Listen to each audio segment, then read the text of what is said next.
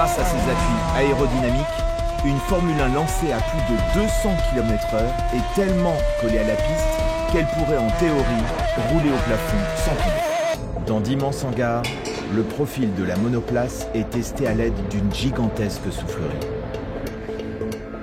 Une des plus modernes au monde est celle de l'écurie suisse Sauber. Elle permet de travailler sur des maquettes à l'échelle 60%.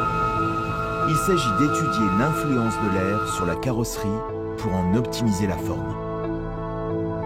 Un tapis roulant placé sous le modèle réduit simule le déplacement de la voiture pour reconstituer le plus fidèlement possible la réalité.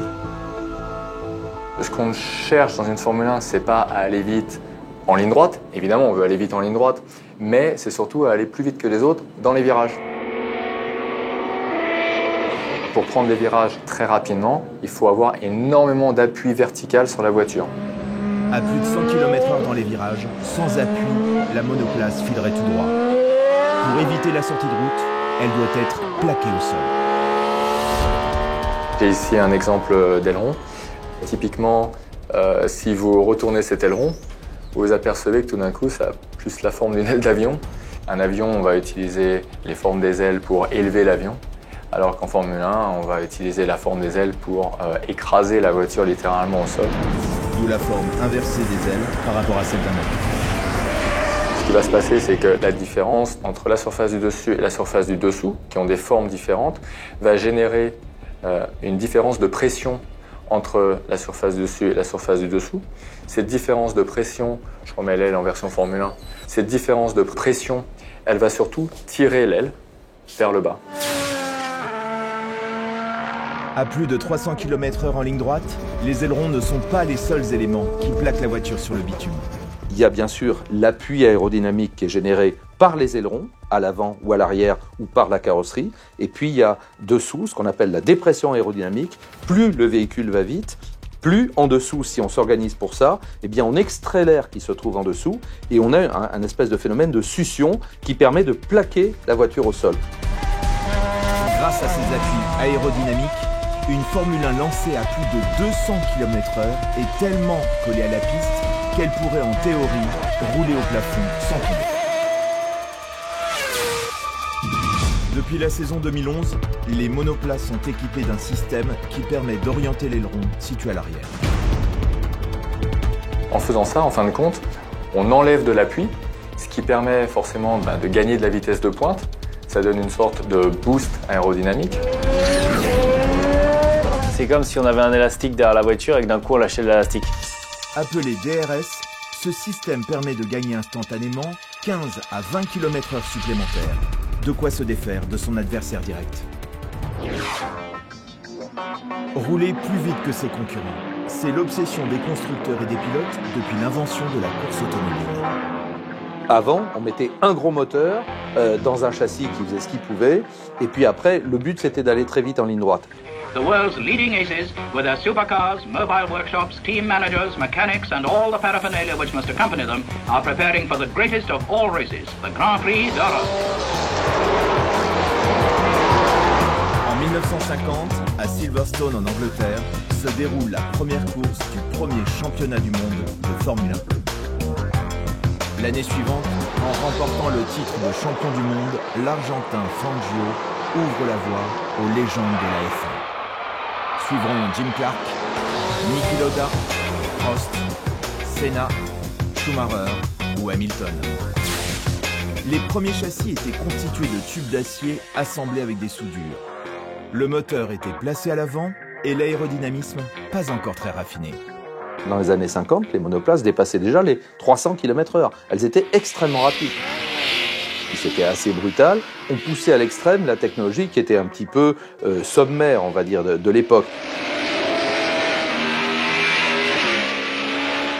Dans cette course à la performance, la technologie et le design vont vite évoluer.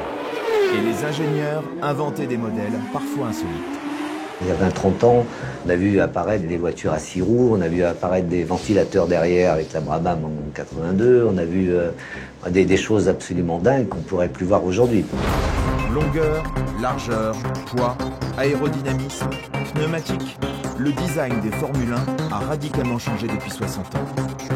Pour relancer la compétition qui devenait parfois ennuyeuse et poser des limites à la vitesse, la Fédération internationale de l'automobile a modifié de nombreuses fois la réglementation, obligeant les ingénieurs à redessiner constamment les voitures.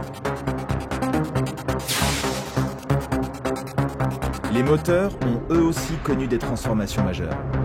En 1980, ma première année de Formule 1, donc c'était les moteurs Ford Cosworth, et un jour, Keith Duxworth, qui était le patron du département de moteurs, vient avec un moteur développement. Il nous dit, je me rappellerai toute ma vie, vous voyez ce moteur, il a 450, l'ancien avait 450 chevaux, celui-là a 470 chevaux. On est à la limite de ce que l'on peut faire. En Formule 1, on ne fera pas mieux. Et pourtant, seulement 6 ans plus tard, les constructeurs développaient des moteurs de plus de 1000 chevaux, 3 fois plus puissants. Mais cette course folle à la vitesse va avoir des conséquences tragiques. Depuis 1953, 35 pilotes ont trouvé la mort en course. Dans les années 50 ou même encore 60, on rappelle que les pilotes donc roulaient en polo, n'avaient pas de ceinture de sécurité, il n'y avait même pas d'arceau de sécurité. Donc quand la voiture malheureusement partait en tonneau, en général le pilote était tué. Face à l'hécatombe, la Fédération internationale de l'automobile a progressivement mis en place des mesures pour améliorer la sécurité. Limitation de la puissance des moteurs, crash test obligatoire ou encore augmentation du poids minimum de la voiture. Depuis les accidents de Roland Ratzenberger et d'Ayrton Senna en 1994, la Formule 1 semblait devenue beaucoup moins dangereuse. La peur qu'un pilote se tue au volant s'était apaisée. Ça faisait 20 ans qu'il n'y avait pas eu d'accident mortel en Formule 1. Parce que tout s'est amélioré, les circuits, les voitures, les casques, les équipements. Mais la F1 reste quelque chose de dangereux, on le sait. Et on ne peut pas rouler à plus de 350 km/h en se disant « il ne peut rien m'arriver ». L'accident mortel du Français Jules Bianchi en 2014 au Japon a rappelé à tous que la mort peut encore frapper un Grand Prix.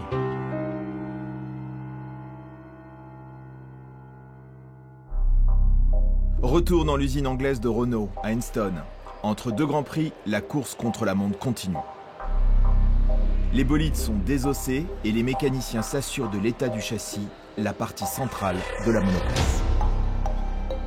Le moteur est fixé au châssis et les suspensions aussi. Le châssis est la cellule de sécurité du pilote, là où il est entièrement protégé. Pour toutes les écuries, le châssis est une préoccupation importante, car c'est la plus grande pièce de la voiture.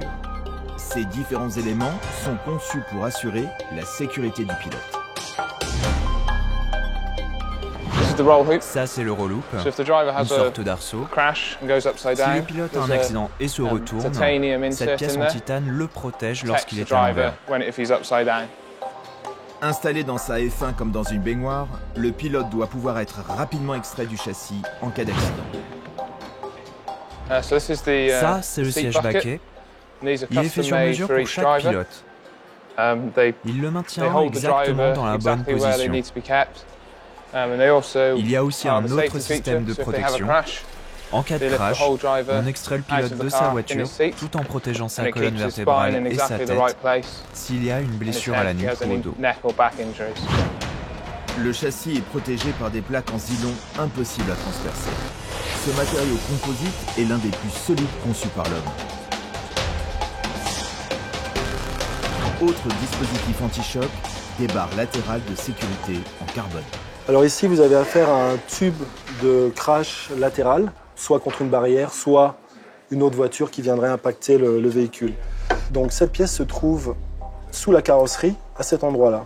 Il y a un crash inférieur et un autre crash supérieur qui n'est pas montré ici. Je vais vous montrer l'exemple type d'un impact. C'est un impact à peu près à 40 km/h. Vous voyez évidemment, c'est une vidéo ralentie qui montre à quel point le carbone est capable de dissiper l'énergie. En gros, il reste que de la poussière de carbone à l'arrivée.